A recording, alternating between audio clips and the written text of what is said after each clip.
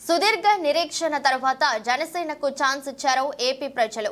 పోటీ చేసిన 21 అసెంబ్లీ సీట్లు 2 పార్లమెంట్ స్థానాల్లో గెలిపించారు. 100% విజయంతో సూపర్ విక్టరీని సాధించారు. గత 10 ఏళ్ల నిరీక్షణకు తగ్గట్టు విజయాన్ని అందించారు. కానీ దానిని నిలబెట్టుకోవడంలో పవన్ తడబడుతున్నారా అన్నదే ఇప్పుడు పొలిటికల్ సర్కిల్లో చర్చ. ప్రారంభంలో కమ్యూనిజం భావాలు బయటపెట్టారు పవన్.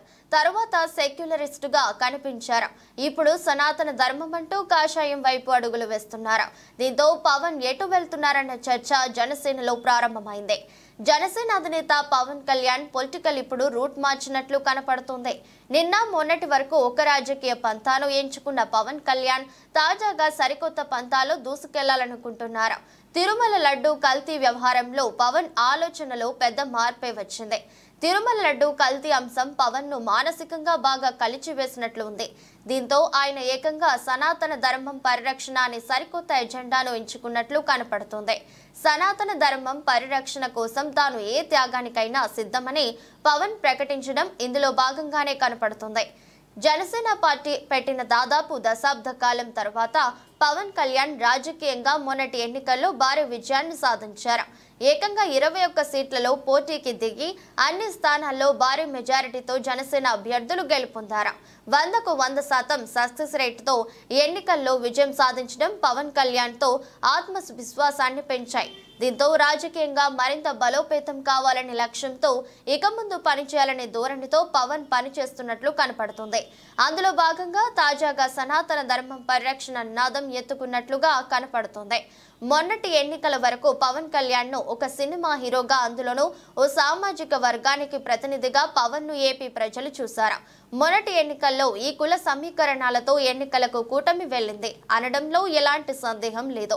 అయితే పవన్ కు మాత్రం తనను ఒక సామాజిక వర్గానికి ప్రతినిధిగా చూడడం ఏమాత్రం ఇష్టపడటం లేదు. తాను మెజారిటీ ప్రజల ప్రతినిధిగా ఉండాలన్నదే పవన్ కళ్యాణ్ భావనగా తెలుస్తోంది. అందులో భాగంగానే పవన్ కళ్యాణ్ ఇప్పుడు మెజారిటీ హిందువుల పక్షాన్ని నిలబడాలనుకుంటున్నట్లు తెలుస్తోంది. అంతేకాదు తనకు కాపు ప్రతినిధిగా ఉన్న ముద్రను కూడా చెరిపి వేసుకోవాలనుకుంటున్నాడట. భవిష్యత్తులో రాజకీయంగా సుదీర్ఘకాలం పాటు ఉండాలంటే కేవలం ఒక్క సామాజిక వర్గం అండ ఉంటే సరిపోదని, మెజారిటీ ప్రజల మద్దతు ఉండాలన్నదే పవన్ ఆలోచన. అందుకే హిందుత్వ నినాదం ఎంచుకున్నట్లు రాజకీయ పరిశీలకులు చెబుతున్నారు. హిందుత్వ ఎజెండాతో వెళితే ఎక్కువ మంది ప్రజలు తమకు అండగా నిలబడతారని పవన్ నమ్ముతున్నారట. అంతేకాదు మొన్నటి ఎన్నికల్లో విజయం రావడానికి ప్రధాన పాత్ర పోషించింది యువత. ఎలాగో తనకు సినిమా పరంగా పెద్ద ఎత్తున అభిమానులు ఉన్నారు. యువతను అంతా కూడా పార్టీలో క్రియాశీలంగా పనిచేసేలా వ్యూహాలు రచిస్తున్నారు. ప్రస్తుతం హిందుత్వ నినాదం యువతలో చాలా ఎమోషన్ ను క్రియేట్ చేస్తుంది. తన ఫ్యాన్స్ అంతా కూడా యువతే. వీరందరిలో ఒక పొలిటికల్ ఎమోషన్ క్రియేట్ చేసి దానిని రాజకీయంగా ఒక బలమైన శక్తిగా మారాలన్నదే పవన్ కళ్యాణ్ లక్ష్యంగా తెలుస్తోంది. అందుకే ఇప్పుడు పవన్ ఈ సనాతన ధర్మ పరిరక్షణ ఎజెండా ఎంచుకున్నట్లుగా తెలుస్తోంది. అందుకే ఈ మధ్య పవన్ వ్యాఖ్యల్లో ఎక్కువగా ఒక మాట పదే పదే వినిపిస్తుంది. సనాతన ధర్మం పరిరక్షణ కోసం ప్రతి ఒక్క హిందువు ఏకం కావాలని పదే పదే పిలుపునివ్వడాన్ని ఆ కోణంలోనే చూడాలన్నది రాజకీయ పరిశీలకుల మాట. తాజాగా ఆ దేవదేవుడు కొలువైన పవిత్ర స్థలంలో పవన్ నిర్వహించిన వరాహి డిక్లరేషన్ సభ అందులో భాగమే. ఈ వరాహి సభ అంతా కూడా హిందువుల పునరేకీకరణ కోసం జరిగినట్లుగా భావించవచ్చు. అయితే పవన్ ఉన్నట్లుండి తన పంతాను మార్చడం వెనుక ఎవరైనా ఉన్నారా అన్న అనుమానాలు కూడా లేకపోలేదు. ఇప్పటికే పవన్ కళ్యాణ్ బీజేపీతో అత్యంత సన్నిహిత సంబంధాలు కలిగి ఉన్నారు. మొన్నటి కూటమి గెలుపు తర్వాత పవన్ పై బీజేపీ పెద్దలకు మరింత విశ్వాసం ఏర్పడింది. పవన్ తో రాజకీయంగా కలిసి ఉంటే ఏపీలో రాజకీయంగా బలపడవచ్చు అనేది బీజేపీ వ్యూహంగా తెలుస్తోంది.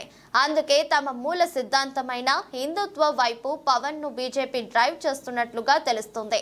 భవిష్యత్తులో పవన్ బీజేపీ మరింత దృఢంగా కలిసి పనిచేయాలని భావిస్తున్నట్లు తెలుస్తోంది.